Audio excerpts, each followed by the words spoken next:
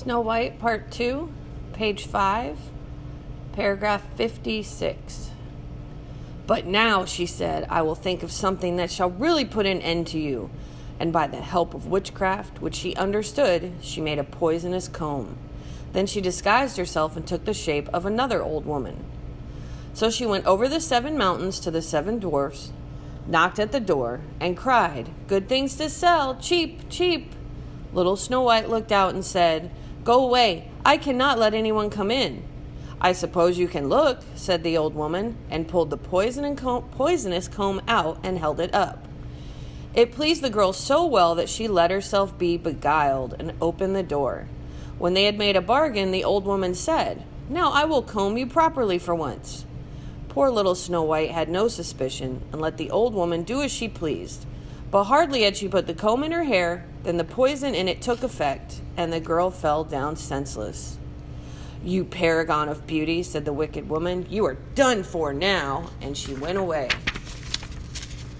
But fortunately it was almost evening when the 7 dwarfs came home. When they saw Snow White lying as if dead upon the ground, they at once suspected the stepmother, and they looked and found the poison comb.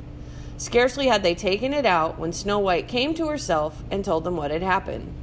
Then they warned her once more to be upon her guard and to open the door to no one. The queen at home went in front of the glass and said, looking glass on the wall, who in this land is the fairest of all?" Then it answered as before, "O queen, thou art fairest of all I see, but over the hills where the 7 dwarfs dwell, Snow White is still alive and well, and none is so fair as she." When she heard the glass speak thus, she trembled and shook with rage. "Snow White shall die," she cried, "even if it cost me my life." Thereupon she went into a quiet, secret, lonely room where no one ever came, and there she made a very poisonous apple.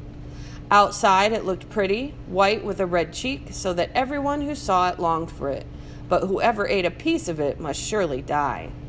When the apple was ready, she painted her face and dressed herself up as a farmer's wife, and so she went over the 7 mountains to the 7 dwarfs. She knocked at the door.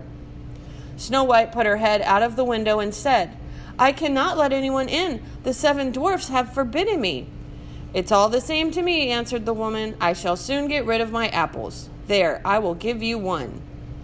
"No," said Snow White, "I dare not take anything."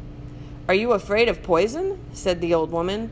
"Look, I will cut the apple in 2 pieces. You eat the red cheek, and I will eat the white." The apple was so cunningly made that only the red cheek was poisoned. Snow White longed for the fine apple, and when she saw that the woman ate part of it, she could resist no longer, and stretched out her hand and took the poisonous half. But hardly had she a bit of it in her mouth than she fell down dead. Then the queen looked at her with a dreadful look and laughed out loud and said, "White as snow, red as blood, black as ebony wood. This time the dwarfs cannot wake you up again." And when she asked of the looking glass at home, looking glass on the wall, who in this land is the fairest of all?"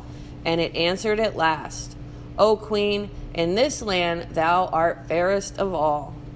Then her envious heart had rest, so far as an envious heart can have rest.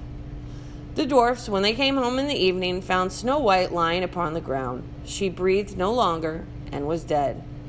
They lifted her up, looked to see whether they could find anything poisonous, unlaced her, combed her hair, washed her with water and wine, but it was all of no use. The poor child was dead and remained dead. They laid her upon a bier, and all 7 of them sat round it and wept for her, and wept 3 long days.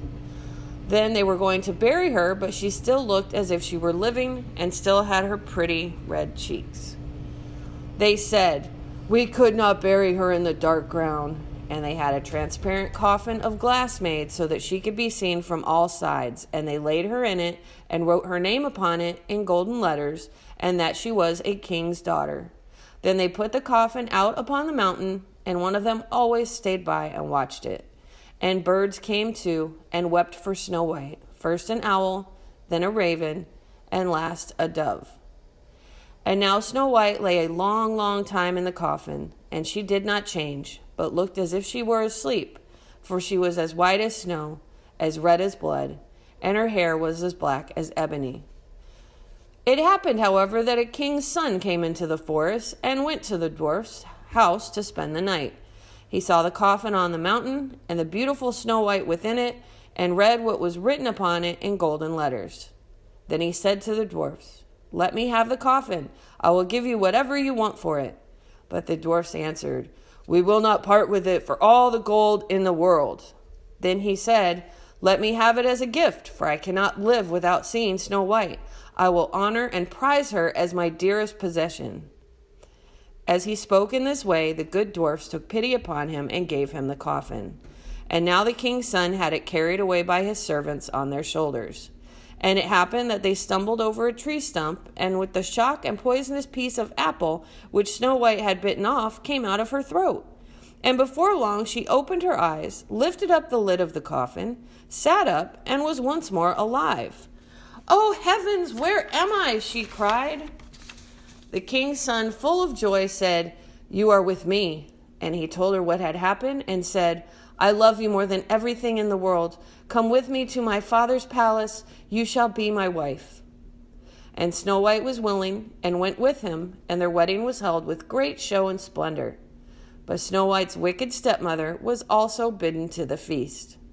When she had arrayed herself in beautiful clothes, she went before the looking-glass and said, looking glass on the wall, who in this land is the fairest of all?" The glass answered, "O queen, of all here the fairest art thou, but the young queen is fairer by far, I trow." Then the wicked woman uttered a curse and was so wretched, so utterly wretched, that she knew not what to do.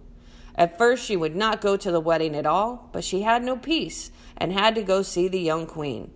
And when she went in, she recognized Snow White, and she stood still with rage and fear and could not stir. But iron slippers had already been put upon the fire, and they were brought in with tongs and set before her. Then she was forced to put on the red-hot shoes and dance until she dropped down dead.